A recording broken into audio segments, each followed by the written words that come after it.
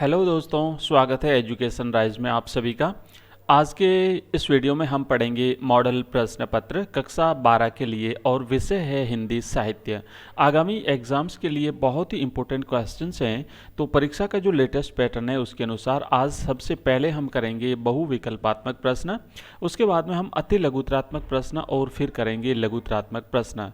तो आइए शुरू करते हैं। और पहला प्रश्न है, सरोज स्मृति नामक संस्मरण गीत के रचनाकार हैं। कौन है, इसमें से आपको बताना है। जिन जिन प्रश्नों के आंसर आपको आते हैं कमेंट बॉक्स में कमेंट करते जाइए, मैं साथ में आपको आंसर भी बता देता हूं। ऑप्शन 1 है जयशंकर प्रसाद, ऑप्शन 2 है सूर्यकांत त्रिपाठी निराला, ऑप्शन स है सुमित्रा नंदन पंत और ऑप्शन द है राम नरेश त्रिपाठी।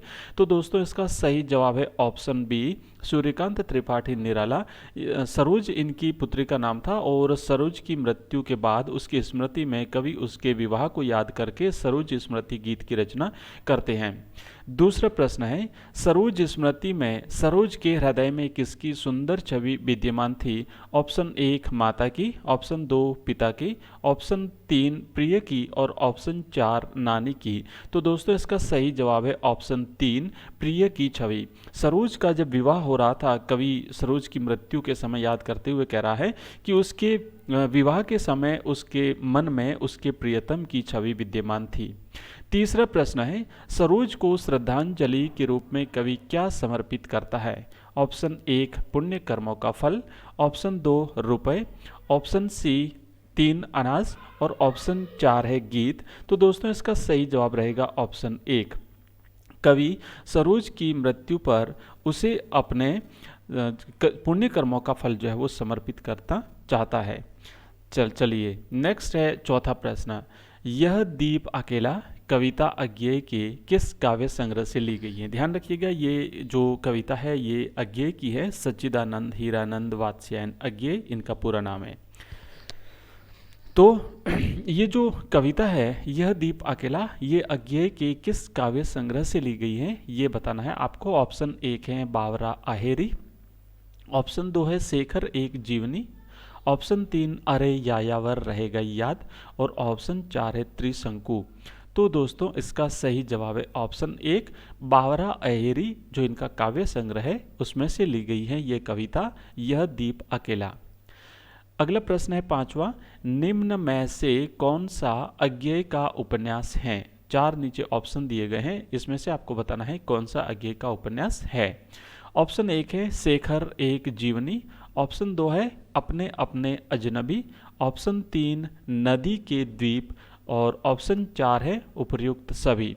तो दोस्तों इसका सही जवाब रहेगा ऑप्शन 4 उपर्युक्त सभी। ये सभी अज्ञेय के उपन्यास हैं। आगे बढ़ते हैं और छठा प्रश्न है, मैंने देखा एक बूंद कविता में कवि का क्या अभिप्राय है।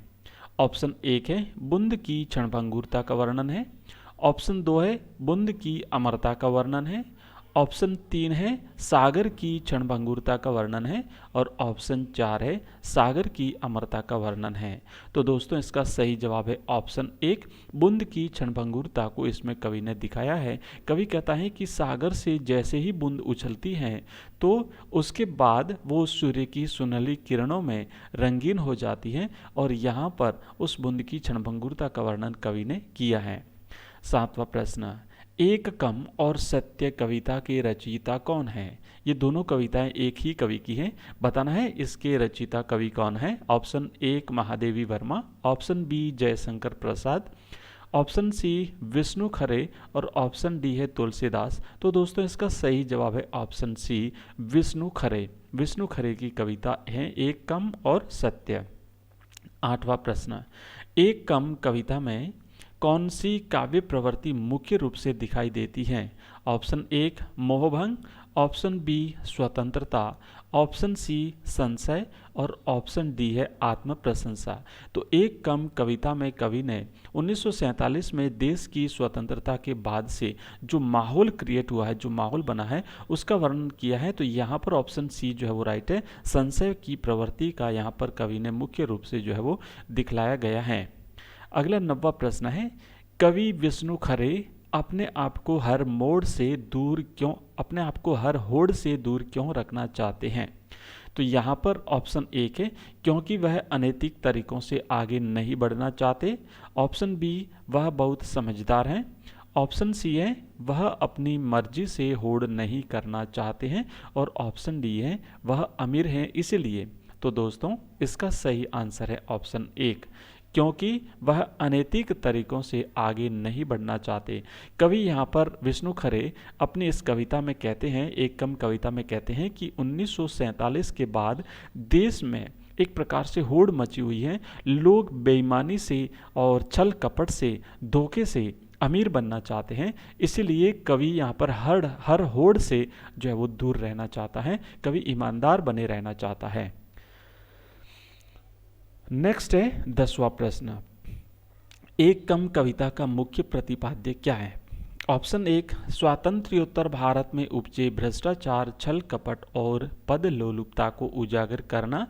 ऑप्शन बी, सत्य को प्राप्त करने के तरीकों पर चर्चा करना। ऑप्शन सी, कवि के लाचार और कामचोर होने की को प्रदर्शित करना। और ऑप्शन डी, उपर्युक्त सभी।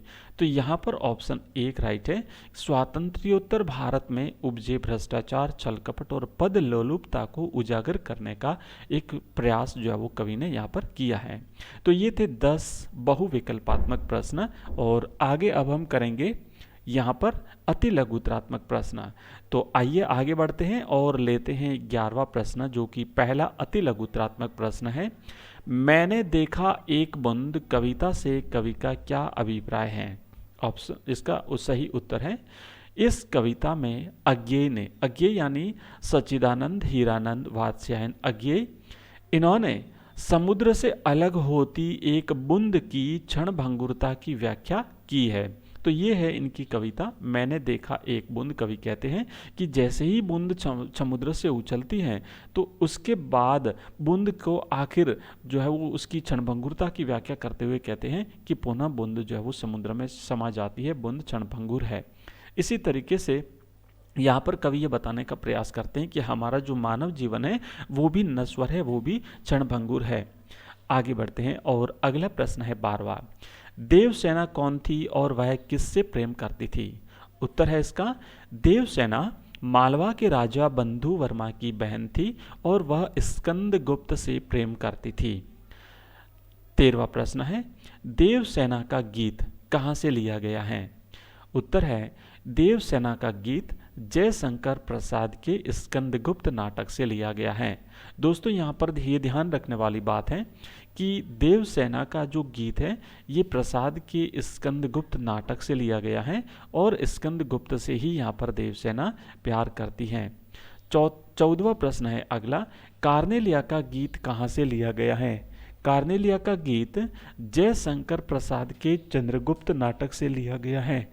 जयशंकर प्रसाद का दूसरा जो नाटक है चंद्रगुप्त, इसमें से लिया गया है कार्नेलिया का गीत। तो यहाँ पर यह बात ध्यान रखने वाली है कि कार्नेलिया जो है वो चंद्रगुप्त से प्यार करती है, चंद्रगुप्त से उसकी विवाह होता है और कार्नेलिया जो है सेल्यूकस निकेटर की पुत्री थी। ठीक है, तो ये यहाँ पर दोनों चीज़ें आपको ध्यान रखनी है, एक है देवसेना स्कंदगुप्त से और कार्नेलिया जो है वो चंद्रगुप्त से। अगला प्रश्न है, देवसेना ने क्या प्रतिज्ञा ली थी?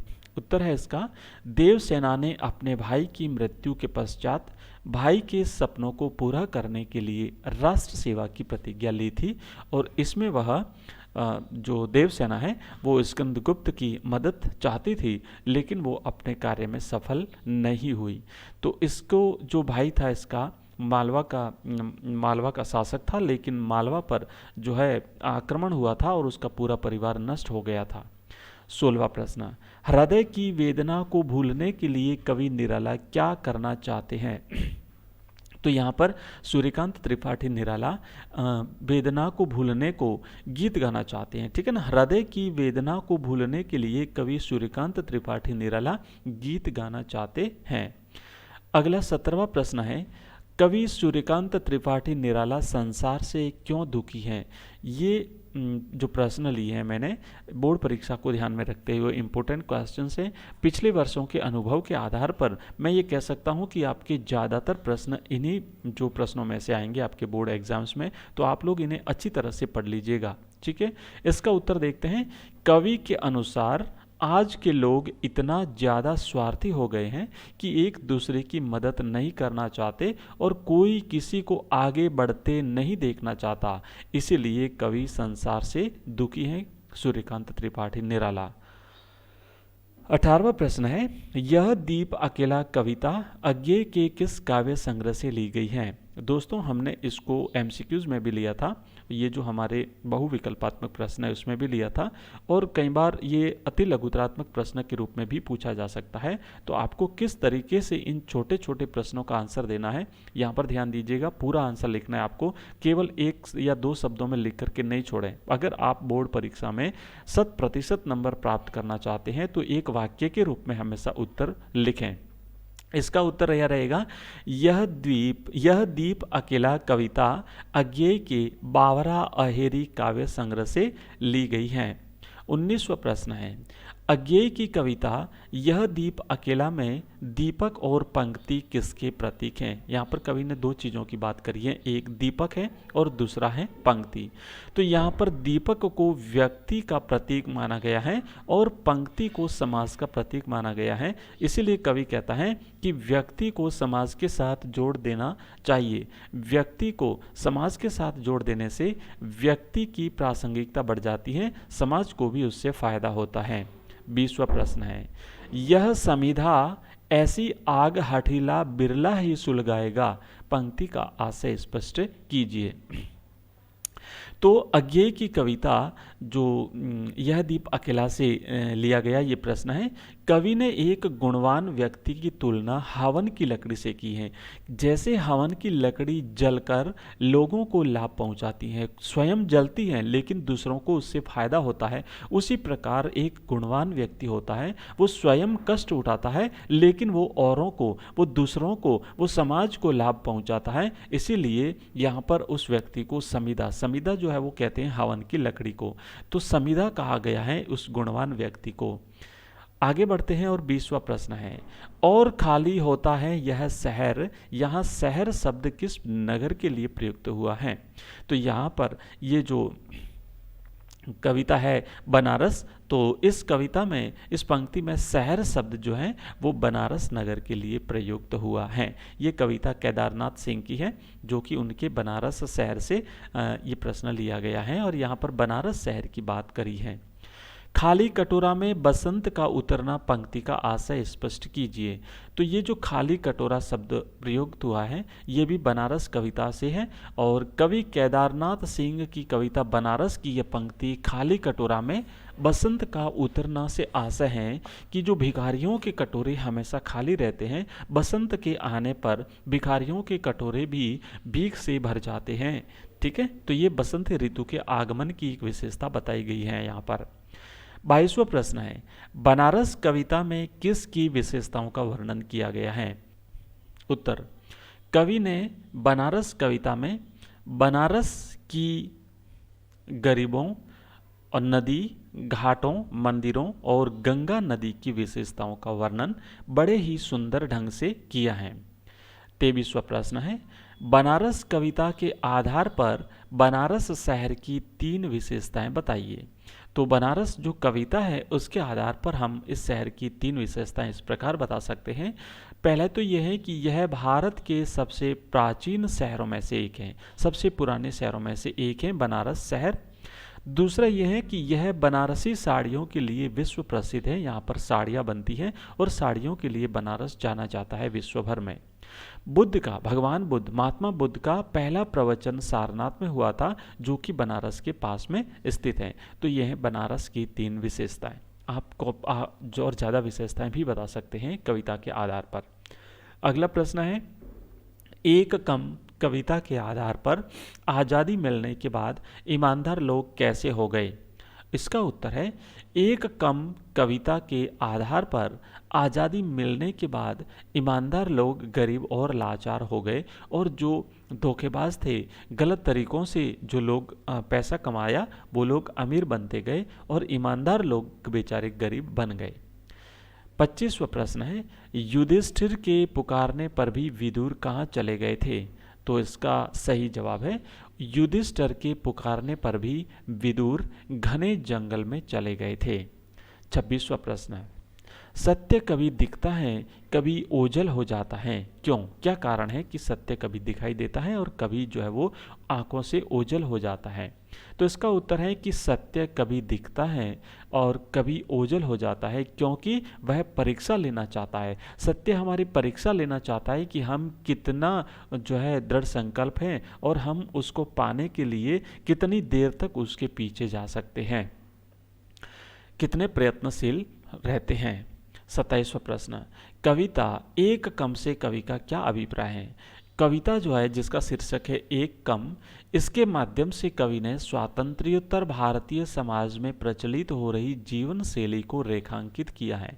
यानी आज़ादी के बाद 1947 में स्वतंत्रता के बाद भारतीय समाज में जो परिवर्तन आए और एक तरीके से लेखक ने अलग स्वप्न देखे थे लेकिन वो स्वप्न पूर्ण नहीं हुए, बल्कि हमारी जीवन शैली पूर्ण रूप से बदल गई। उसी को कवि यहाँ पर बता रहा है कि लोगों ने अमीर बनने के लिए जो है बहुत अलग तरीके से, शॉर्टकट तरीके से, धोखेबाजी से, भ्रष्टाचार से पैसा कमाना शुरू कर दिया। यही चीज़ें यहाँ पर बताई गई हैं। 28वां प्रश्न है, कविता एक कम का वर्ण विषय क्या है? कविता एक कम में कवि ने भ्रष्टाचारी लोगों की निंदा की है और जिन लोगों ने धोखाधड़ी और गलत तरीकों से धन अर्जित किया है उनकी भी निंदा की है कवि ने। एक कम कविता में 1947 के बाद, स्वतंत्रता के बाद भारत में जो भ्रष्टाचारी लोगों की एक उपज पैदा हुई, उन लोगों को यहाँ पर कवि ने निंदा की गई है।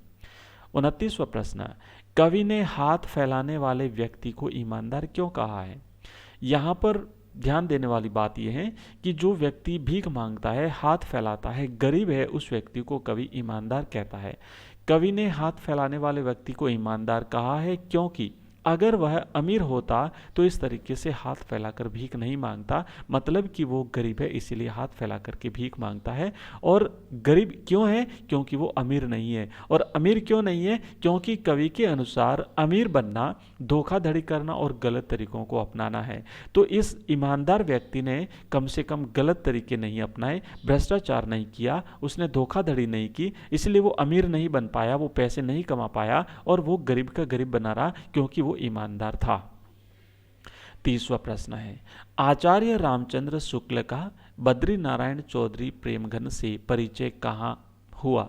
तो ये आचार्य रामचंद्र शुक्ल के बद्री प्रेमघन की छाया स्मृति में से लिया गया है। यहाँ पर उस पाठ में बताया गया है कि आचार्य रामचंद्र शुक्ल का बद्रीनारायण चौधरी प्रेमघन से परिचय मिर्जापुर में हुआ था। 31वां प्रश्न, शुक्ल जी के समवयस्क मित्रों की हिंदी प्रेमी मंडली, समवयस्क का मतलब होता है समान उम्र के, समान उम्र के उनके जो हिंदी के जो मित्र थे, हिंदी मित्रों की जो इनकी मंडली थी, उसका लोगों ने एक नाम रखा था। वो क्या नाम था? तो शुक्ल जी के समवयस्क मित्रों की हिंदी प्रेमी मंडली का नाम लोगों ने निसंदेह लोग रखा था। एक्चुअली ये बोलने के दौरान, भाषा की अभिव्यक्ति के दौरान निसंदेह शब्द का प्रयोग जो है वो ज़्यादातर करते थे, तो इसीलिए लोगों ने इस मंडली का नाम ही रख दिया था निसंदेह लोग। आचार्य रामचंद्र शुक्ल के पिता रात को कौन सी किताब पढ़ा करते थे? ये आचार्य रामचंद्र का जो पाठ है प्रेमघन की छाया स्मृति में से लिया गया है। तो लेखक के पिता रात्रि के समय प्राय रामचरितमानस और रामचंद्रिका पाठ जो है वो पढ़ा करते थे। ये उनका सामान्यतया ये उनका जो है वो ये उनकी रूटीन हुआ करता था, दिनचर्या रहती थी। अगला प्रश्न है 33वां, सुमीरनी के मन के पाठ में विद्यालय के वार्षिकोत्सव में किसे बुलाया गया था? सुमीरनी के मन के पाठ में 3 छोटे छोटे दृष्टांतों के माध्यम से यहाँ पर जो है लेखक हमें कुछ रूढ़ियों के बारे में, यहाँ पर जो अंधविश्वास हैं, जो रूढ़ियाँ हैं, जो गलत तरीके हैं, उस पर व्यंग्य करता है। तो इसमें पहला है एक विद्यालय का वार्षिकोत्सव। तो उस वार्षिकोत्सव में कवि पंडित चंद्रधर शर्मा गुलेरी को बुलाया गया था और वहाँ पर एक छोटे बच्चे को भाषण देने के लिए जो है प्रस्तुत किया जाता है और उस बच्चे से फिर प्रश्न पूछे जाते हैं। सुमिरनी के मन के पाठ में घड़ी के दृष्टांत से लेखक ने किस पर व्यंग किया है? तो इसका दूसरा जो भाग है वो है घड़ी का दृष्टांत। यहाँ पर घड़ी के दृष्टांत के माध्यम से लेखक ने धर्म के जो उपदेशक हैं उन पर व्यंग किया है। धर्म के उपदेशक नहीं चाहते कि लोगों तक सत्य बात पहुँचे, वो केवल लोगों को भ्रमित रखना चाहते हैं। इसीलिए वो धर्म की आड़ में जो है वो घड़ी का दृष्टांत दे करके कहते हैं कि लोगों को केवल घड़ी से समय का ध्यान रखना है, ये नहीं देखना है कि कौन सा उसका जो कौन सी सुई है वो कहाँ लगी हुई है। 35वां प्रश्न, सुमिरनी के मन के पाठ में ढेले चुन लो वृतांत में भारतेंदु हरिश्चंद्र के किस नाटक का उल्लेख किया गया है? तो ढेले चुन लो जो वृतांत है ये भी सुमिरनी के मन के पाठ में से लिया गया है। ढेले चुन लो, इस वृतांत में भारतेंदु हरिश्चंद्र का नाटक जो है दुर्लभ बंधु, उसका उल्लेख इस अध्याय में किया गया है। सुमिरनी के मन के पाठ में वैदिक काल में हिंदुओं में पत्नी चुनने के लिए क्या प्रयोग किए जाते थे? तो इसका उत्तर है वैदिक काल में हिंदुओं में पत्नी चुनने के लिए मिट्टी के ढेले का प्रयोग किया जाता था। तो मिट्टी के ढेले बना दिए जाते थे अलग अलग मिट्टी ला करके, और उसमें से जो मिट्टी का ढेला चुना जाता था उसी के आधार पर उसके भविष्य के बारे में जो है वो कल्पना की जाती थी। 37वां प्रश्न, सुमिरनी के मन के पाठ में लेखक ने शेक्सपियर के कौन से नाटक का जिक्र किया है? तो इसमें लेखक ने शेक्सपियर का जो प्रसिद्ध नाटक है मर्चेंट ऑफ वेनिस, उसका जिक्र कवि ने यहाँ पर लेखक ने यहाँ पर किया है। तो ये तो थे हमारे अति लघुत्रात्मक प्रश्न, और अब हम करेंगे लघुत्रात्मक प्रश्न। तो आइए देखते हैं पहला लघुत्रात्मक प्रश्न। सत्य, प्रश्न 38, सत्य शायद जानना चाहता है कि उसके पीछे हम कितनी दूर तक भटक सकते हैं। पंक्ति में कवि ने सत्य के संबंध में क्या कहा है? कवि कहना चाहता है कि सत्य की उपलब्धि के लिए हमें दृढ़ निश्चय और सतत प्रयत्नशील होना चाहिए। अगर हमें सत्य प्राप्त करना है, सत्य पाना है, तो उसके लिए दो चीज़ें होनी चाहिए। एक तो हमें दृढ़ निश्चय होना है और साथ ही साथ हमें सतत प्रयत्नशील भी होना पड़ेगा। जो व्यक्ति दृढ़ता के साथ सत्य के मार्ग पर चलता है वही सत्य को पा सकता है। सत्य हमारी परीक्षा लेता है कि सत्याचरण के लिए हम कितना कष्ट उठा सकते हैं। अगर हम इस पर खरे उतरते हैं तभी हमें सत्य प्राप्त होता है, अन्यथा सत्य हमसे आगे दूर भागता जाता है। जिस तरीके से विदुर जो है वो युधिष्ठिर के बुलाने पर भी विदुर जो है वो जंगल में दूर चले गए थे। 39वां प्रश्न है, देवसेना का गीत का मूल कथ्य क्या है? अपने शब्दों में लिखिए। उत्तर है देवसेना का गीत जयशंकर प्रसाद के स्कंदगुप्त नाटक से लिया गया है। इसमें देवसेना एक हारी हुई प्रेमिका है और वह स्कंदगुप्त से प्रेम करती है, लेकिन स्कंदगुप्त मालवा की धनकुबेर की कन्या विजया से प्रेम करते हैं। चूंकि देवसेना मालवा के शासक बंधु वर्मा की बहन थी और उसका परिवार विदेशी आक्रमण में जो है वीरगति को प्राप्त हो जाता है, तो देवसेना अकेली बचती है। वो चाहती थी कि स्कंदगुप्त उससे विवाह करे, लेकिन स्कंदगुप्त मालवा की धनकुबेर की कन्या विजया से प्रेम करता है। ये बात जानकर के देवसेना निराश हो जाती है। तब वह अपने जीवन भर में हुए समस्त क्रियाकलापों को बताते हुए कहती हैं कि जिन आकांक्षाओं को मैंने सहेज कर रखा था वह एक प्रकार से धोखा था। लोगों की वासना भरी निगाहों से वह परेशान थी और उनसे बचना चाहती है, किंतु वह प्रयत्न करने पर भी अपने जीवन भर की कमाई को बचा नहीं पाती है। जीवन भर जिसे पाने की कल्पना करती रही उसे वह प्राप्त नहीं कर सकी, और जीवन की संध्या में यानी अपने जीवन के अंतिम वर्षों में, अपनी वृद्धावस्था में स्कंदगुप्त उसके सम्मुख प्रेम प्रस्ताव रखता है, जिसे वह साहस के साथ ठुकरा देती है और भीख मांगकर जो है वो बूढ़े पर्णदत्त की कुटिया में रहती है और भीख मांगकर जीवन यापन करना स्वीकार करती है। तो ये जो देवसेना का गीत है इसका मूल कथ्य यही है। चलिए 40वां प्रश्न है, गीत गाने दो मुझे कविता का सार क्या है? तो इसका उत्तर इस प्रकार है कि गीत गाने दो मुझे कविता में कवि ने उन परिस्थितियों की ओर संकेत किया है जिसमें संघर्षों का सामना करते हुए समर्थ और शक्तिशाली व्यक्तियों का जीना भी कठिन हो जाता है। हर दृष्टि से वातावरण प्रतिकूल है। कवि स्वयं अपने जीवन में संघर्ष करते करते थक गया है और जीवन मूल्यों का पतन हो रहा है। शोषण और अन्याय के सामने सारे संसार को हार माननी पड़ रही है। मानवता के कहीं भी दर्शन नहीं होते हैं। मनुष्य की चेतना शक्ति समाप्त हो गई है और ऐसे समय में जो है कवि निराश जीवन में आशा का संदेश देना चाहता है। इसलिए कवि कहता है कि दुख और वेदना को भूलने के लिए मुझे गीत गाने दो। दुखों को भूलने के लिए गीत गाने से हमारी जो दुख और हमारी जो वेदना है वो समाप्त हो जाती है। अर्थात निराश जीवन में आशा का संदेश जो है वो कवि देना चाहता है।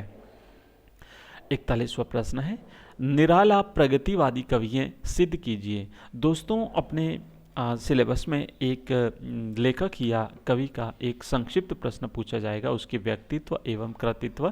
तो ये प्रश्न भी हम आगे आने वाले जो हमारे क्वेश्चंस है उसमें देखेंगे, तो आप लोग उसको ध्यान में रखते हुए जो है चीज़ें याद करिए। अब यहाँ पर प्रश्न इस प्रकार भी बन सकता है, जैसे निराला प्रगतिवादी कवि हैं, सिद्ध कीजिए। तो इसका उत्तर इस प्रकार रहेगा कि निराला परंपरावादी कवि नहीं है। उनके काव्य में परंपरा से हटकर प्रवृत्तियां देखने को मिलती है। अब प्रगतिवादी किसे कहेंगे?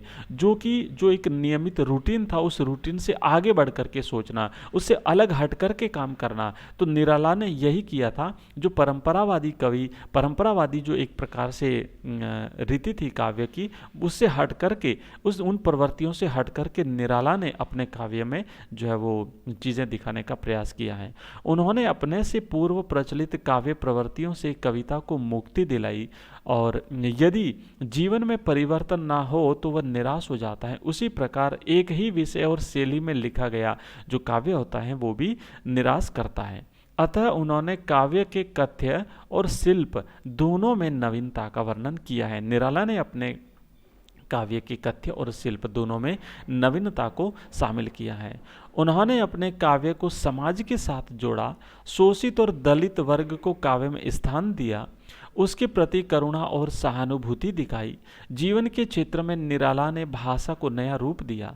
तो इस प्रकार जो है वो निराला जो उसकी जो परंपरागत प्रवृत्तियां थी उससे हट कर के इन्होंने एक नई प्रवृत्ति की ओर जो है आगे बढ़े, इसीलिए ये प्रगतिवादी कवि माने जाते हैं। उनकी कविताएं हैं जैसे भिक्षुक, तोड़ती पत्थर, कुकुर मुत्ता जैसी कविताएं इन्होंने लिखी। इसमें परंपरा से हट कर के चीज़ें अभिव्यक्त करी हैं। इससे स्पष्ट है कि सूर्यकांत त्रिपाठी निराला एक प्रगतिवादी कवि थे। तो ये सारी चीज़ें आप इस प्रश्न के उत्तर में दिखाइए, जिससे पता चले कि सूर्यकांत त्रिपाठी निराला जो है एक प्रगतिवादी कवि माने जाते हैं। सूर्यकांत त्रिपाठी निराला के व्यक्तित्व एवं कृतित्व पर प्रकाश डालिए। उत्तर इसका रहेगा कि सन 1898 ईस्वी में बंगाल के मेदिनीपुर जिले के महिसादल गांव में जन्मे सूर्यकांत त्रिपाठी निराला के बचपन का नाम सूर्य कुमार था। ज़्यादा से ज़्यादा चीज़ें बताने का प्रयास करिए। यहाँ पर दो चीज़ें बतानी है, एक तो उनका व्यक्तित्व और एक उनका कृतित्व। व्यक्तित्व में उनके जीवन के बारे में बताना है, जिसमें उनका जन्म, उन्होंने जो कुछ भी जो काम किया था उसके बारे में, और कृतित्व में उनकी रचनाओं के बारे में हमें बताना है। 42वां प्रश्न है, सूर्यकांत त्रिपाठी निराला के व्यक्तित्व एवं कृतित्व पर प्रकाश डालिए। तो इसका उत्तर है सन 1898 ईस्वी में बंगाल के मेदिनीपुर जिले के महिसादल गांव में जन्मे सूर्यकांत त्रिपाठी निराला, इनके बचपन का नाम था सूर्य कुमार। सूर्यकांत त्रिपाठी निराला ने अपने जीवन में घोर मुसीबतों का सामना किया था। तो शुरू से ही इन्हें काफ़ी मुसीबतों का सामना करना पड़ा था और जीवन भर ये संघर्ष करते रहे थे। इनकी पत्नी, परिवारजनों तथा पुत्री सरोज का देहावसान उनके जीवन के सबसे दुखद पहलू हैं। साथ ही साथ इन्होंने कार्य किया था वो समन्वय और मतवाला, ये जो पत्रिकाएं थी इनका इन्होंने संपादन किया था, और ये छायावाद एवं स्वच्छंदतावादी कविता के आधार स्तंभ माने जाते हैं। तो हिंदी में छायावाद और स्वच्छंदतावाद, ये इनकी दो जो है वो विशेषताएं मानी जाती हैं। हिंदी में मुक्त छंद की प्रणेता भी जो है वो सूर्यकांत त्रिपाठी निराला जी माने जाते हैं। सूर्यकांत त्रिपाठी निराला की काव्य कृतियाँ इस प्रकार हैं। तो ये हैं इनकी काव्य कृतियाँ: परिमल, गीतिका, अनामिका, तुलसीदास, कुकुरमुत्ता, अणिमा, नए पत्ते, बेला, अर्चना, आराधना और गीत गुंज। अगला है उपन्यास: बिल्ले सूर बकरियाँ, अप्सरा, अलका, प्रभावती, निरुपमा। तो ये इनके उपन्यास हैं। अगला 43वां प्रश्न है, पर इसको भी पंक्ति को दे दो, इस पंक्ति का आशय स्पष्ट कीजिए। यहाँ पर एक गुणवान व्यक्ति को समाज के साथ जोड़ने की बात की गई है, पर इसको भी पंक्ति को दे दो। पंक्ति का मतलब यहाँ पर समाज से है। जिस प्रकार एक दीपक है ना, यह दीप अकेला कविता से लिया गया है ये प्रश्न। जिस तरीके से एक दीपक को पंक्ति में जोड़ देने से उसकी सार्थकता, उसका महत्व बढ़ जाता है और पंक्ति का भी महत्व बढ़ जाता है, तो उसी तरीके से एक गुणवान व्यक्ति को जब समाज के साथ जोड़ दिया जाता है तो फिर वो जो है समाज को जो है वो गुणवान बना देता है। जिस प्रकार एक दिया जलता है तो वह पूरे घर को उजाला देता है, उसी प्रकार अगर एक गुणवान व्यक्ति को समाज के साथ जोड़ दिया जाए तो वह पूरे समाज को गुणवान बना देता है। 44वां प्रश्न है, यह दीप अकेला कविता में दीप के माध्यम से कवि क्या कहना चाहता है? दीप एक प्रतीक है जिसके माध्यम से कवि मानव के संबंध में कहना चाहता है। दीप गर्व से भरा हुआ है, स्नेह भरा है, मदमाता है, किंतु फिर भी अकेला है। तो अकेला दीपक जो है उसका इतना महत्व नहीं होता जितना कि पूरी एक पंक्ति का। पंक्ति में शामिल करने से उसकी महत्ता एवं सार्थकता बढ़ जाती है। यही स्थिति व्यक्ति की है। व्यक्ति सर्वगुण संपन्न है, शक्तिशाली है, मदमाता है ना, फिर भी वह समाज में उसका विलय होना आवश्यक है, तभी समाज और राष्ट्र मजबूत होंगे। कवि का लक्ष्य व्यक्ति और समाज के विलय को यहाँ पर दिखाता है। अगला प्रश्न है 45वां, मैंने देखा एक बूंद कविता में, बूंद को देखकर कवि के मन में क्या विचार आते हैं? इसका उत्तर है, संसार की क्षणभंगुरता पर प्रकाश डालने के लिए कवि यहाँ पर बूंद को प्रतीक मानते हुए यह कह रहा है कि समुद्र से अलग होने वाली बूंद क्षणभंगुर है, क्योंकि ज़्यादा देर वो उसका अपना अस्तित्व वो बनाए नहीं रख पाएगी, इसलिए वो क्षणभंगुर है। लेकिन संध्याकालीन सूर्य के प्रकाश से प्रकाशित होकर वह सुनहरी दिखती है। समुद्र से अलग होना बूंद का क्षणभंगुरता के दाग से मुक्त होना है। इसी प्रकार व्यक्ति भी क्षणभंगुर है, किंतु जब विराट सत्ता मानव जीवन में आकर उसे अपने आलोक से आलोकित कर देती है तो वह नश्वरता के कलंक से मुक्त हो जाता है। उसका जीवन भी अनश्वर और सार्थक हो जाता है। अगला प्रश्न है 46वां, सच्चिदानंद हीरानंद वात्स्यायन अज्ञेय के कृतित्व एवं व्यक्तित्व पर प्रकाश डालिए। तो चलिए देखते हैं इसका उत्तर है 1911 ईस्वी में उत्तर प्रदेश के कुशीनगर में जन्मे अज्ञेय, जिनका पूरा नाम है सच्चिदानंद हीरानंद वात्स्यायन अज्ञेय, ये प्रयोगवाद के कवि माने जाते हैं। हमने पिछला जो प्रश्न देखा था उसमें हमने देखा था कि निराला जो है वो प्रगतिवादी कवि हैं, इसी प्रकार अज्ञेय जो है वो प्रयोगवादी कवि माने जाते हैं। अनेक समाचार पत्रों का संपादन करने के साथ ही साहित्य अकादमी, भारत भारती और ज्ञानपीठ आदि पुरस्कार प्राप्त करने वाले अज्ञेय बहुमुखी प्रतिभा के व्यक्तित्व थे। उन्होंने कविता, कहानी, उपन्यास, यात्रा वृतांत, निबंध और आलोचना आदि विधाओं पर लिखा था। इनकी कृतियां इस प्रकार हैं, शेखर एक जीवनी, अपने अपने अजनबी, नदी के द्वीप इनके उपन्यास हैं। अरे यायावर रहेगा याद, एक बूंद सहसा उछली इनके यात्रा वृत हैं। चिंता, हरी घास पर क्षण भर, इंद्रधनुष रौंदे हुए, आंगन के पार द्वार, कितनी नावों में कितनी बार इनकी काव्य कृतियां हैं। तो ये है सच्चिदानंद हीरानंद वात्स्यायन अज्ञेय। और अज्ञेय को हिंदी का युग प्रवर्तक साहित्यकार माना जाता है। आइए आगे बढ़ते हैं और देखते हैं 47वां प्रश्न, बद्री नारायण चौधरी प्रेमघन के संपर्क में आने पर शुक्ल जी को क्या क्या पता चला? उत्तर है, आचार्य रामचंद्र शुक्ल एक लेखक की हैसियत से बद्री नारायण चौधरी प्रेमघन के यहाँ आने जाने लगे थे। तब उन्हें पता चला कि चौधरी साहब एक अच्छे खासे हिंदुस्तानी रईस हैं। बसंत पंचमी, होली आदि अवसरों पर उनके घर नाच रंग की महफिल सजती है। बद्री नारायण चौधरी प्रेमघन लंबे बाल रखने के शौकीन हैं। उनकी बातें मनोरंजक होती हैं। वह घर में लौकिक भाषा बोलते हैं और वे विनोदी स्वभाव के व्यक्ति हैं। ये सारी बातें जानने का अवसर आचार्य रामचंद्र शुक्ल को मिला जब बद्री नारायण चौधरी प्रेमघन के यहाँ आने जाने लगे थे। 48वां प्रश्न है, आचार्य रामचंद्र शुक्ल के व्यक्तित्व एवं कृतित्व पर प्रकाश डालिए। तो आइए देखते हैं। आचार्य रामचंद्र शुक्ल जन्म इनका 1884 ईस्वी में उत्तर प्रदेश के बस्ती जिले के अगुना गांव में हुआ था और ये अनेक भाषाओं के ज्ञाता थे। साथ ही साथ वे उच्च कोटि के आलोचक, निबंधकार, साहित्य चिंतक और इतिहास लेखन के रूप में भी जाने जाते हैं।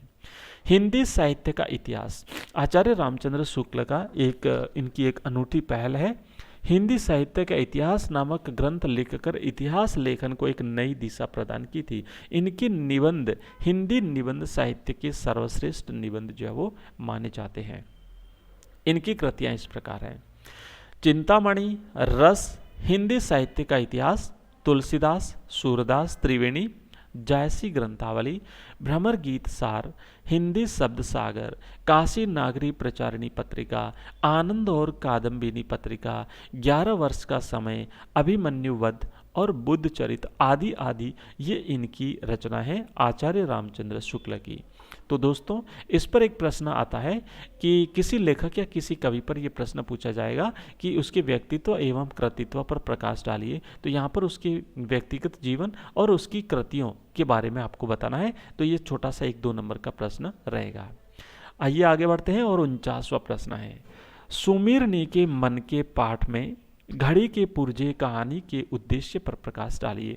सुमीरनी के मन के पाठ में जो घड़ी के पुर्जे वाली जो कहानी है उसका उद्देश्य क्या है, इस पर हमें प्रकाश डालना है। तो इसका उत्तर है कि धर्म उपदेशक यानी धर्म पर उपदेश देने वाले उपदेश देते समय यह कहा करते हैं कि हमारी बातें ध्यान से सुनो, पर धर्म का रहस्य जानने की चेष्टा न करो। धर्म का रहस्य क्या है वो मत जानो, आप केवल हमारी बातें ध्यान से सुनो। अपने कथन के समर्थन में वे एक घड़ी का उदाहरण देते हैं। कहते हैं कि आपको धर्म के बारे में उसके रहस्य जानने की कोशिश नहीं करनी चाहिए। घड़ी का उदाहरण देते हुए कहते हैं कि आपको घड़ी से समय जान लो, यह देखने की कोशिश न करो कि इसका कौन सा पुर्जा कहाँ लगा है, घड़ी के अंदर क्या है, घड़ी कैसे चलती है, घड़ी के कौन सा पुर्जा कहाँ लगा हुआ है, इस पर आप मत जाइए। आपका काम है केवल घड़ी से समय जान लेना, कितने बजे हैं, बस ये आपका काम है। उसी तरीके से आपका काम है कि हमारी बातें ध्यान से सुन लो, लेकिन आप ये जानने की कोशिश मत करो कि धर्म का रहस्य क्या है। धर्माचार्य धर्म का रहस्य आम आदमी तक पहुंचने नहीं देना चाहते, जबकि हर व्यक्ति को धर्म का मूल रहस्य जानने का अधिकार है। घड़ी के पुर्जे कहानी का उद्देश्य यह बताना है कि धर्म पर मठाधीश का एकाधिकार ठीक नहीं है। जो मठाधीश हैं उन मठाधीशों का एकाधिकार धर्म पर जो है वो ठीक नहीं है। कवि का ये उद्देश्य है। घड़ी के पुर्जे कहानी का उद्देश्य है ना, कहा कि उद्देश्य पर प्रकाश डालिए, तो वो यही है कि जो मठाधीश हैं वो धर्म पर एकाधिकार जमाए हुए हैं, ये अच्छी बात नहीं है। उसका विस्तार जन साधारण में होना जरूरी है, तभी धर्म जनहितकारी जन कल्याणकारी हो सकता है। तो यहाँ पर इस पर जो है वो कवि ने ये बात बताई है। चलिए 50वां प्रश्न है, सुमीरनी के मन के पाठ में ढेले चुन लो कहानी के माध्यम से लेखक क्या संदेश देना चाहता है। सुमीरनी के मन के पाठ में यहाँ पर छोटे छोटे 3 दृष्टांत कवि ने दिए हैं, 3 कहानियाँ छोटी छोटी बताई हैं। उसके माध्यम से रूढ़ियों और भाई आडंबर का खंडन करते हुए लेखक ने यहाँ पर चीज़ें बताने का प्रयास किया है। तो ये जो ढेले चुन लो कहानी है, इसमें लेखक संदेश जो वो देना चाहता है वो ये है कि ये लघु कथा रूढ़ियों एवं अंधविश्वासों का विरोध करती है और यह संदेश देती है कि हमें अपनी बुद्धि का प्रयोग करके जीवन से संबंधित निर्णय लेने चाहिए। अंधविश्वासों पर भरोसा नहीं करना है, हमें रूढ़ियों का पालन नहीं करना है, बल्कि हमें अपनी आंखों से देखना है, हमें अपनी बुद्धि का प्रयोग करना है। पत्नी का चुनाव आंख कान से देख सुनकर करना ज्यादा अच्छा है, न कि ढेले स्पर्श करवाकर वैदिक रीति से जीवन साथी का चुनाव करवाना। जैसे कि वैदिक परंपरा रही है, कुछ स्थानों पर जो है वो अलग अलग मिट्टी के ढेले बनाए जाते थे और उन ढेलों का से दुल्हे से स्पर्श करवाया जाता था। जिस मिट्टी का को स्पर्श करता था उसके आधार पर उसके जीवन के बारे में जो है वो कल्पना की जाती थी। तो लेखक यहाँ पर ये कह रहा है कि हमें हमारी बुद्धि का, हमारी आंखों का, हमारे कानों का प्रयोग करना है। ज्योतिष गणनाओं के द्वारा जीवन साथी का चुनाव करने की अपेक्षा अपनी बुद्धि का प्रयोग करते हुए जीवन साथी का चुनाव करना लेखक बेहतर मानता है। अगला प्रश्न 51वां है, निम्नलिखित पद्यांश की सप्रसंग व्याख्या कीजिए। सप्रसंग व्याख्या एक गद्यांश से आएगा प्रश्न और एक पद्यांश से आएगा। तो अभी हम करेंगे एक इसकी व्याख्या करनी है आपको पद्यांश की। पद्यांश इस प्रकार दिया हुआ है, हो जाए न पथ में रात कहीं, मंजिल भी तो दूर नहीं, यह सोच थका दिन का पंथी भी, जल्दी जल्दी चलता है दिन जल्दी जल्दी ढलता है। इसकी व्याख्या करनी है, उत्तर लिखना है आपको। सबसे पहले, अब चूंकि सप्रसंग व्याख्या करनी है, परीक्षा में सप्रसंग पूछा जाता है, तो सबसे पहले लिखना है संदर्भ। संदर्भ में दो चीजें लिखनी है, एक तो लिखना है उस पाठ का नाम और एक लिखना है उसके लेखक का नाम। अगर कविता है तो हमें उस काव्य का नाम लिखना है, हमें उस कविता का नाम लिखना है और उस कवि का नाम लिखना है। तो इस प्रकार लिखेंगे कि प्रस्तुत काव्य या फिर प्रस्तुत काव्यांश हमारी पाठ्य पुस्तक आरोह में संकलित कवि हरिवंश राय बच्चन की कविता दिन जल्दी जल्दी ढलता है से अवतरित है। अवतरित का मतलब होता है लिया गया है। उसके बाद हम लिखेंगे प्रसंग। प्रसंग में हमें जो संक्षिप्त उसका जो सारांश है उसको एक या दो लाइन में लिखना है, इससे ज़्यादा नहीं लिखना है। तो हम लिखेंगे, इस अंश में कवि ने संकेत किया है कि उसका जीवन यात्रा रूपी दिन ढलने वाला है। ठीक है, बस इतना सा लिखना, और बाकी व्याख्या हमें पूरी की पूरी व्याख्या जो है वो व्याख्या वाले भाग में करनी है। क्योंकि इसके अलग अलग नंबर डिवाइड होते हैं ना, संदर्भ का अलग नंबर होता है, प्रसंग का अलग होता है, व्याख्या का अलग होता है, तो इसको अलग अलग भागों में आपको इस तरीके से करना है हल। कवि कहता है कि दिन रूपी यात्री यद्यपि चलते चलते थक गया है, किंतु वह यह सोचकर जल्दी जल्दी कदम उठाता है कि कहीं रास्ते में ही रात ना हो जाए, है ना। कहता है ना कि हो जाए न पथ में रात कहीं, मंजिल भी तो दूर नहीं। एक राहगीर जो राह पर चलता है पैदल चलते चलते, वो ये सोचता है कि मुझे अपने गंतव्य पर पहुंचने से पहले कहीं रात नहीं हो जाए, और मेरा गंतव्य भी अब तो दूर नहीं है, तो रास्ते में रात ना हो जाए। उसका गंतव्य अब अधिक दूर नहीं है, परंतु उसे ऐसा लग रहा है कि दिन जल्दी ही ढलने वाला है। मतलब हमें जीवन में बहुत सारे कार्य करने हैं, लेकिन बहुत सारे कार्य करने हैं तो वो फटाफट करना चाहता है कि कहीं ऐसा ना हो कि मेरा जीवन जो है वो पूर्ण हो जाए। विशेष में लिखना है, कवि को भय सता रहा है कि रास्ते में ही रात ना हो जाए और वह मंजिल तक ना पहुंच पाए। और दूसरे में लिखना है कि इसमें मानवीकरण अलंकार है, रूप का अतिशयोक्ति अलंकार है, तथा साथ ही साथ पुनरुक्ति प्रकाश अलंकार का प्रयोग भी इसमें हुआ है। सरोज स्मृति काव्य से कुछ सप्रसंग व्याख्याएं देखते हैं। देखा विवाह आमूल नवल, तुझ पर पड़ा शुभ कलश का जल, देखती मुझे तू हंसी मंद, होठों में बिजली फंसी स्पंद, उर्मे भर झूली छवि सुंदर, प्रिय की अशब्द श्रृंगार मुखर। तू खुली एक उच्छ्वास संग, विश्वास स्तब्ध बंद अंग अंग, नत नयनों से आलोक उतर, कांपा अधरों पर थर थर थर। देखा मैंने वह मूर्ति धीती, मेरे बसंत की प्रथम गीति। यहाँ पर सप्रसंग व्याख्या करते हैं। सबसे पहले लिखना है संदर्भ। प्रस्तुत पद्यांश हमारी पाठ्य पुस्तक अंतरा भाग 2 में महाकवि सूर्यकांत त्रिपाठी निराला की कविता सरोज स्मृति से उद्धृत है। प्रसंग में लिखना है, यह कविता निराला की पुत्री सरोज की मृत्यु के पश्चात उसकी स्मृति में लिखी गई है, जो कि एक शोक गीत है। कवि सरोज के विवाह का स्मरण करके दुखी है। व्याख्या में लिखना है, कवि निराला अपनी पुत्री सरोज की मृत्यु पर उसके विवाह को याद करके कहते हैं कि हे पुत्री सरोज, तेरे विवाह में जो आमंत्रित व्यक्ति आए उन्होंने तेरे एकदम नवीन विवाह को देखा। ऐसा लगा मानो तुझ पर शुभ कलश का जल छिड़का गया हो। उस समय तो मेरी ओर देखकर होठों ही होठों में मंद मंद मुस्कुरा रही थी। उस मुस्कान को देखकर ऐसा लगा मानो तेरे होठों में बिजली समा रही थी। उस समय तेरे हृदय में प्रिय पति की छवि झूल रही थी। ऐसा प्रतीत होता था मानो तेरे दाम्पत्य जीवन का सुख तेरे श्रृंगार में मुखरित हो रहा था। उस समय तो मधुर भाव से खेलती हुई दिख रही थी और लगता था जैसे तेरे प्रत्येक अंग में भविष्य की विश्वास का भाव स्थिर हो गया था, जो पति के प्रगाढ़ प्रेम और विश्वास का द्योतक था। लज्जा और संकोच के कारण नम्रता से भरी तेरी आंखों से जो नया प्रकाश उभर आया था, वह आंखों से उतरकर होठों पर थर थर कांप रहा था। उस समय मुझे तेरे सुशील और धैर्य की मूर्ति के दर्शन हुए। उस सौंदर्य में मैंने अपने जीवन की प्रथम वासंती प्रभाव के दर्शन किए। आशय यह है कि उस सौंदर्य को देखकर कवि को अपने यौवन की याद आ गई। विशेष सरोज के विवाह को आमूल नवल कहकर उसका भावपूर्ण चित्रण किया गया है। एक बिंदु साकार हो उठा है और तीसरे में लिखना है अंग अंग थर थर में पुनरुक्ति प्रकाश अलंकार तथा नत नयनों में अनुप्रास अलंकार का प्रयोग हुआ है। चलिए अगला पद भी देख लेते हैं, इसकी भी सप्रसंग व्याख्या देख लेते हैं।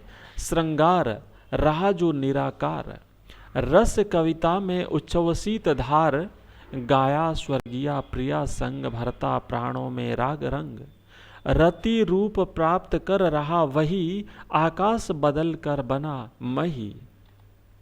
हो गया ब्याह आत्मीय स्वजन कोई थे नहीं, न आमंत्रण था भेजा गया, विवाह राग भर रहा न घर निसी दिवस जाग।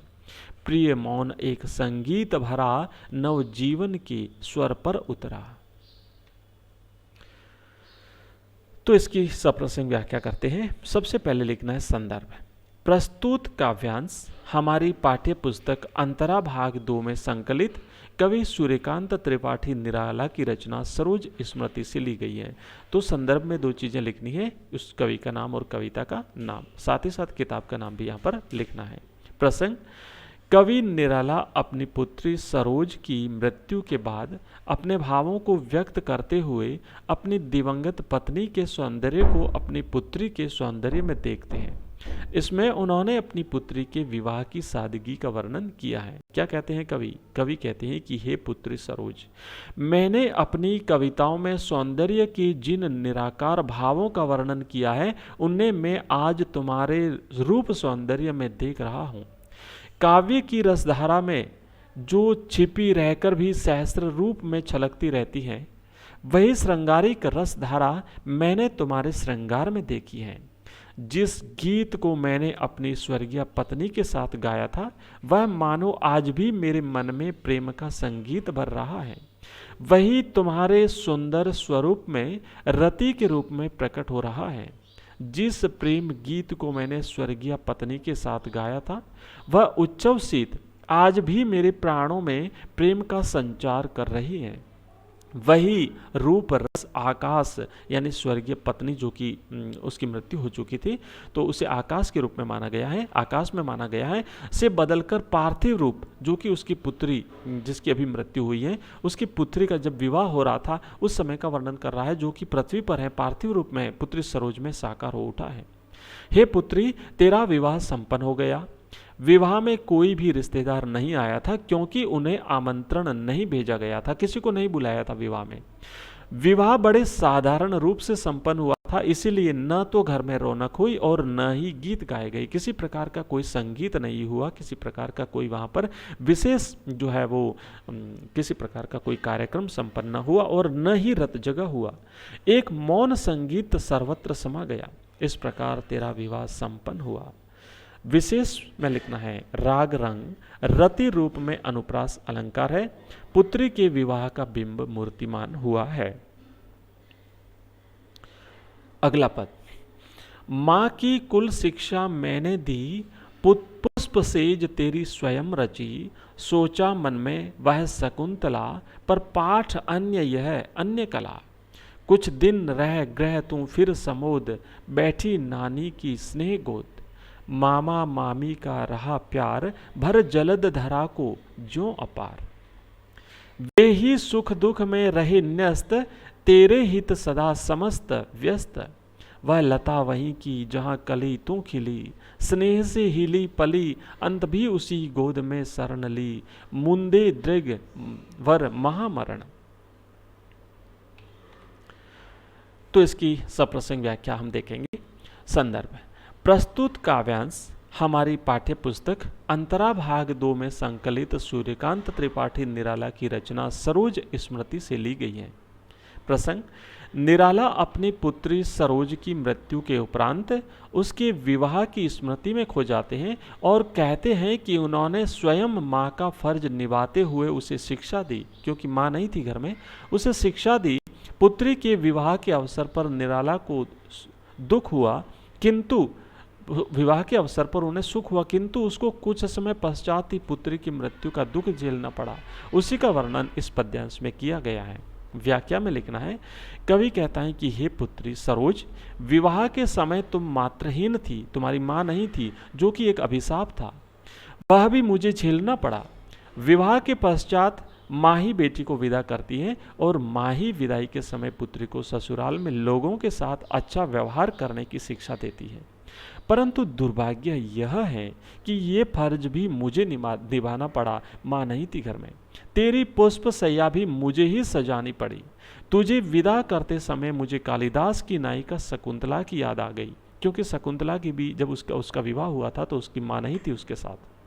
किंतु तुम्हारी और शकुंतला की स्थिति में अंतर था, दोनों के संस्कारों में अंतर था। शकुंतला की तो माँ उसे छोड़ करके चली गई थी, लेकिन तुम्हारी माँ की तो मृत्यु हुई थी। ये दोनों में अंतर था और उनके दोनों के संस्कारों में भी अंतर था। तुम दोनों मातृहीन थी, इस कारण शकुंतला की याद आ गई। उसी क्रम में कण्व ऋषि की भी याद आई।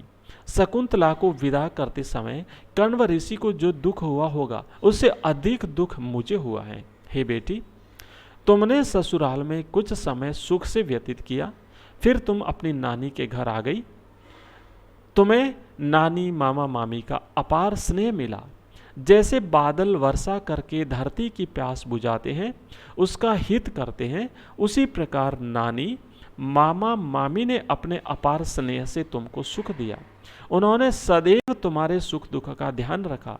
जिस लता पर तुम कली बनी और फूल बन खिली, वह लता मतलब तुम्हारी माँ, सरोज की माँ, वो भी वहीं की थी, यानी तुम्हारे ननियाल की थी। जिस नानी के घर तुम पली बड़ी हुई, उसी नानी की गोद में अपने प्राण त्याग दिए।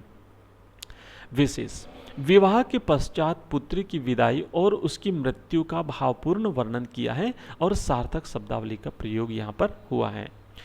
अगला पद है, मुझ भाग्यहीन की तू संबल, युग वर्ष बाद जब हुई विकल। दुख ही जीवन की कथा रही, क्या कहूँ आज जो नहीं कही। हो इसी कर्म पर वज्रपात, यदि धर्म रहे नत सदा मात। इस पथ पर मेरे कार्य सकल हो, भ्रष्ट शीत कैसे सतदल। कन्ये गत कर्मों का अर्पण कर, करता मैं तेरा तर्पण। तो यहाँ पर कवि सूर्यकांत त्रिपाठी निराला अपने काव्य की अंतिम पंक्तियों को इस प्रकार अभिव्यक्त करते हैं। अपने संपूर्ण जीवन के कर्मों को अपनी पुत्री को अर्पण करते हुए उसका तर्पण करने के लिए क्या कहते हैं। सबसे पहले हम संदर्भ देखेंगे कि प्रस्तुत काव्यांश हमारी पाठ्य पुस्तक अंतरा भाग 2 में संकलित कवि सूर्यकांत त्रिपाठी निराला की रचना सरोज स्मृति से ली गई है। तो यहाँ पर ध्यान रखिएगा, कवि का नाम सूर्यकांत त्रिपाठी निराला और सरोज स्मृति आपको लिखना है, और भाग किताब का नाम पर याद रहता है अंतरा भाग 2, तो ये भी लिखना है। प्रसंग में लिखेंगे, कवि अपनी पुत्री सरोज की मृत्यु के उपरांत उसके हृदय की संपूर्ण करुणा अपनी पुत्री के प्रति अर्पित करता हुआ अपने संघर्षमय जीवन और पुत्री के प्रति कुछ न कर पाने का पश्चाताप भी अभिव्यक्त कर पाता है। कवि ने संपूर्ण जीवन जो है वो संघर्ष में व्यतीत किया था और साथ ही साथ वो अपनी पुत्री के प्रति कुछ कर नहीं पाया, तो उसका पश्चाताप अभिव्यक्त करता है। कवि क्या कहता है, कवि अपनी पुत्री सरोज के प्रति अपने भावों को अभिव्यक्त करते हुए कहते हैं कि हे पुत्री, तुम मुझ भाग्यहीन पिता का एकमात्र सहारा थे। क्योंकि इनके जीवन में पहले ही बहुत कुछ दुख झेला था इन्होंने, पत्नी उनकी चल बसी थी, इनके परिवार के माता पिता काफ़ी लोग, काफ़ी सदस्य पहले ही मृत्यु को प्राप्त हो गए थे, काल का ग्रास बन गए थे, और अब तो पत्नी भी जा चुकी थी, अब तो इनके जीवन में केवल पुत्री बची थी और उसकी भी मृत्यु हो गई। तो क्या कहते हैं कि तू ही मुझ भाग्यहीन पिता का एकमात्र सहारा थी। 2 वर्ष अथवा लंबे समय तक मैंने तेरी स्मृतियों को अपने हृदय में संजोए रखा, परंतु अब मैं बहुत व्याकुल हो गया हूँ, अब मुझसे सहन नहीं होता। अतः उस व्याकुलता को अब मैं प्रकट कर रहा हूँ, इस कविता के माध्यम से मैं अपने भावों को प्रकट कर रहा हूँ। मेरे जीवन की कथा दुख भरी है, अर्थात मैंने जीवन भर दुख देखे हैं, मैंने जीवन भर कष्ट झेले हैं, मेरा जीवन संघर्षों से परिपूर्ण रहा है। आज तक जिस दुख की कथा को प्रकट नहीं कर पाया था, उसे आज इस कविता के माध्यम से प्रकट कर रहा हूँ। मानवीय धर्म की रक्षा करते हुए यदि मेरे संपूर्ण कर्मों पर वज्रपात भी हो जाए, मतलब मैं अपने मानवीय धर्म की रक्षा करता रहूंगा, अगर मेरे संपूर्ण कर्मों पर वज्रपात भी हो जाए तो भी मेरा सर नम्रता से ही झुका रहेगा, मैं हमेशा विनम्र बना रहूंगा। मैं अपने जीवन धर्म का निर्वाह करता ही रहूंगा, मैं अपने मानवीय धर्म का निर्वाह करता ही रहूंगा, चाहे मेरे शील सौजन्य रूपी सत्कर्म और धर्म शीतकालीन कमल की पंखुड़ियों की तरफ बिखर क्यों नहीं जाए। कवि यहाँ पर कहता है कि चूंकि जीवन भर संघर्ष किया था, इतनी तकलीफें झेली थी, फिर भी कवि कह रहा है कि भले ही चाहे कितनी ही तकलीफें, कितनी ही परेशानियां, कितने ही कष्ट क्यों नहीं आ जाए, मैं अपने कर्म से हटूंगा नहीं, मैं मेरे मानवीय धर्म, मेरे जो अपना धर्म है, मैं उसका पालन करता रहूंगा। मुझे इसकी चिंता नहीं है कि मुझे कितना दुख झेलना पड़ता है, मुझे कितनी तकलीफें झेलनी पड़ती है, मुझे कितने कष्टों का सामना करना पड़ता है।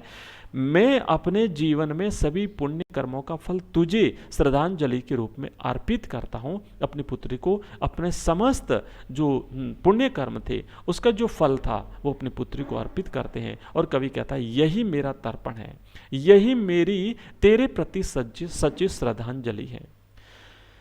विशेष इन पंक्तियों में कवि का करुणा भाव तथा पुत्री के प्रति स्नेह अभिव्यक्त हुआ है और शीत के से शतदल में उपमा अलंकार का प्रयोग हुआ है। तो आइए अज्ञेय के पाठ से अब हम कुछ और एमसीक्यूज देख लेते हैं। दूसरा प्रश्न है, यह दीप अकेला कविता में दीपक किसका प्रतीक है? 4 ऑप्शन है। ऑप्शन 1 व्यक्ति का, ऑप्शन 2 समाज का, ऑप्शन 3 परिवार का और ऑप्शन 4 देश का। तो यहाँ पर दीपक जो है ये व्यक्ति का प्रतीक है। ठीक है, यह दीप अकेला कविता में दीपक को व्यक्ति का प्रतीक माना गया है। तीसरा प्रश्न है, यह दीप अकेला कविता में पंक्ति किसका प्रतीक है? ऑप्शन 1 व्यक्ति का, ऑप्शन 2 समाज का, ऑप्शन 3 परिवार का और ऑप्शन 4 है राष्ट्र का। तो इसका सही जवाब है ऑप्शन 2। यहाँ पर पंक्ति शब्द समाज का प्रतीक है। यह दीप अकेला कविता में पनडुब्बा किसे कहा गया है? ऑप्शन 1 व्यक्ति को, ऑप्शन 2 मछली को, ऑप्शन 3 पनडुब्बा को और ऑप्शन 4 मोती को। तो इसका सही जवाब है ऑप्शन 1 व्यक्ति को। पनडुब्बा जो है वो व्यक्ति को कहा गया है। पनडुब्बा यानी गहरे पानी में बैठने वाला, समुद्र में पानी में बैठ करके मोती निकालने वाला पनडुब्बा, जो कि एक व्यक्ति है। यह दीप अकेला कविता में व्यक्ति को मदमाता क्यों कहा गया है? ऑप्शन 1 गर्व से भरा हुआ है, ऑप्शन 2 निराश है, ऑप्शन 3 अकेला है और ऑप्शन 4 उपयुक्त में से कोई नहीं। तो इसका सही जवाब है ऑप्शन 1। क्योंकि यह गर्व से भरा हुआ है इसलिए इसे यहाँ पर मदमाता कहा गया है। अगला प्रश्न है, यह दीप अकेला कविता में व्यक्ति को क्या क्या बताया गया है? ऑप्शन 1 पनडुब्बा, ऑप्शन 2 समिधा, ऑप्शन 3 मदमाता और ऑप्शन 4 उपयुक्त सभी। तो दोस्तों इसका सही जवाब रहेगा ऑप्शन 4 उपयुक्त सभी। क्योंकि व्यक्ति को पनडुब्बा भी कहा गया है जो बहुत ही गहरे पानी में, समुद्र के गहरे पानी में बैठ करके मोती निकालने का कार्य करता है। समिधा यानी हवन की सामग्री भी इसे बताया गया है और मदमाता गर्व से भरा हुआ है। तो इस तरीके से व्यक्ति को ये तीनों ऑप्शन उसके लिए राइट बताए गए हैं। अज्ञेय का पूरा नाम क्या है? तो इसका ऑप्शन है सचिन दादा हीरानंद अज्ञेय। ऑप्शन 2 है सच्चिदानंद हीरानंद वात्स्यायन अज्ञेय। ऑप्शन 3 है सच्चिदानंद हीरालाल वात्स्यायन अज्ञेय। और ऑप्शन 4 है सच्चिदानंद हीरानंद वाच आनंद अज्ञेय। तो दोस्तों इसका सही जवाब है ऑप्शन 2 सच्चिदानंद हीरानंद वात्स्यायन अज्ञेय। मैंने देखा एक बूंद कविता अज्ञेय के किस काव्य संकलन से संकलित है? ऑप्शन 1 अरि ओ करुणा प्रभामय। ऑप्शन 2 कोठरी की बात। ऑप्शन 3 हरी घास पर क्षण भर। और ऑप्शन 4 है सदा नीरा। तो दोस्तों इसका सही जवाब है ऑप्शन 1 अरि ओ करुणा प्रभामय। नेक्स्ट है मैंने देखा एक बूंद कविता में बूंद किसका प्रतीक है? ऑप्शन 1 व्यष्टि का। ऑप्शन 2 समष्टि का। ऑप्शन 3 प्रकृति का। और ऑप्शन 4 पानी का। तो दोस्तों सही जवाब रहेगा इसका ऑप्शन 1 बूंद जो है वो व्यष्टि का प्रतीक है। व्यष्टि यानी व्यक्तिगत। ओके, तो ये व्यक्ति का प्रतीक है। मैंने देखा एक बूंद कविता में सागर किसका प्रतीक है? ऑप्शन 1 समष्टि का। ऑप्शन 1 व्यष्टि का। ऑप्शन 2 समष्टि का। ऑप्शन 3 प्रकृति का। और ऑप्शन 4 है गहराई का। तो इसका सही जवाब है ऑप्शन 2 समष्टि का प्रतीक है। यह दीप अकेला कविता में क्या संदेश दिया गया है? तो ये जो कविता है यह दीप अकेला, इस कविता में मनुष्य की व्यक्तिगत सत्ता को सामाजिक सत्ता से जोड़ने का संदेश दिया गया है। पनडुब्बा यह मोती सच्चे फिर कौन कृति लाएगा, इस पंक्ति का भाव स्पष्ट कीजिए। कवि वह गोताखोर हैं जो हृदय रूपी समुद्र में डुबकी लगाकर रचनाओं रूपी मोतियों को खोज करता है। सागर और बूंद से कवि का क्या अभिप्राय है? सागर समाज का प्रतीक है, समष्टि का प्रतीक है। बूंद व्यक्ति अथवा व्यष्टि का प्रतीक है। बूंद सागर की लहरों से उछलकर अलग हो जाती है और पुनः उसी सागर में मिल जाती है। बूंद क्षणभंगुर है पर अपना विशिष्ट महत्व रखती है। इसी प्रकार मानव का समाज से पृथक होने का कोई अस्तित्व नहीं है, किंतु जब उसके खंड स्वरूप को विराट चेतना का आलोक मिल जाता है तो वह अमर हो जाता है। रंग गई क्षणभंगुर ढलते सूरज की आग से, पंक्ति के आधार पर बूंद की क्षणभंगुरता रंगने की सार्थकता बताइए। सागर के जल से उछलकर अलग हुई बूंद पुनः सागर के जल में ही विलीन हो जाती है। सागर के पानी की एक बूंद संध्याकालीन सूर्य की स्वर्णिम किरणों का प्रकाश पाकर स्वर्णिम हो जाती है और सभी को अपनी कांति से आकर्षित कर लेती है। वह स्वर्णिम क्षण उस बूंद की जीवन की सार्थकता है। तो दोस्तों ये था आज का हमारा ये इम्पोर्टेंट वीडियो, जिसमें हमने महत्वपूर्ण प्रश्न देखे। सबसे पहले हमने बहुविकल्पात्मक प्रश्न देखे, उसके बाद में अति लघुतरात्मक प्रश्न देखे, फिर हमने लघुतरात्मक प्रश्न देखे और अंत में हमने सप्रसंग व्याख्या जो है वो काव्य की करी है। आगे भी आपको इसी प्रकार के इम्पोर्टेंट वीडियोज़ मिलते रहेंगे। अगर आपको वीडियो पसंद आया हो तो दोस्तों हमारे चैनल को सब्सक्राइब जरूर करिएगा और चैनल को विजिट करिए। आपको अलग अलग प्लेलिस्ट में अलग अलग सब्जेक्ट वाइज क्लास वाइज जो है इम्पोर्टेंट मटेरियल निःशुल्क जो है वो पढ़ने को मिलेगा। आगे आने वाले वीडियोस में हम कुछ सप्रसंग व्याख्याएं करेंगे। पद्यांश की वीडियो कुछ लंबा जरूर था, लेकिन लंबा बनाना आज अवश्य था, जरूरी हो गया था, इसीलिए मैंने इसे इतना लंबा वीडियो बनाया है। तो थैंक यू।